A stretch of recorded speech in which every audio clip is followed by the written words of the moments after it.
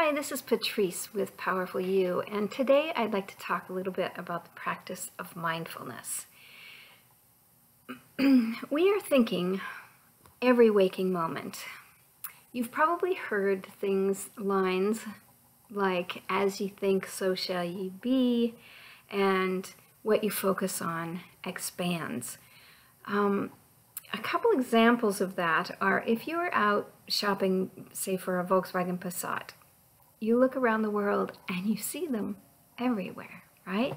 Another example on the sort of not so pleasant way that our minds create what we see in the world is if you have the belief system that if you're, say, a single woman, you have the belief system that all the good men are taken. It is very likely that most of the men that you meet in your life are either going to be married or will not have the skills to really have a healthy adult relationship. In other words, it's more our point of view that is creating what we see in the world than it is what's actually out there.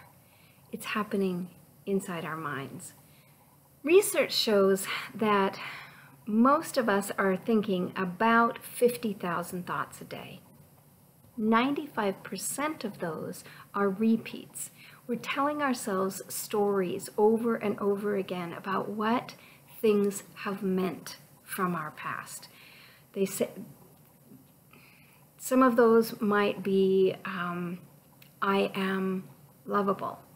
Others might be, I'm not worthy.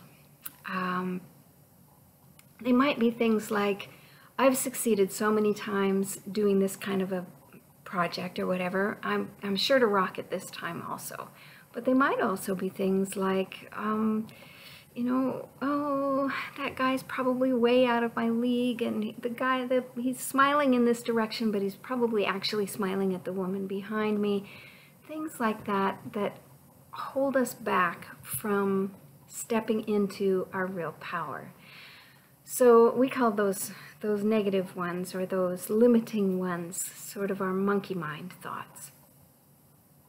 The first step to letting go of some of those monkey mind thoughts is to become aware that we're having them.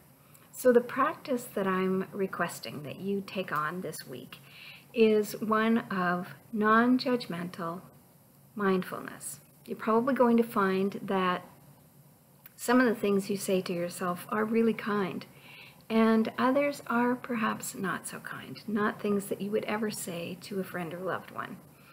So what I'm going to ask you to do this week is just begin listening.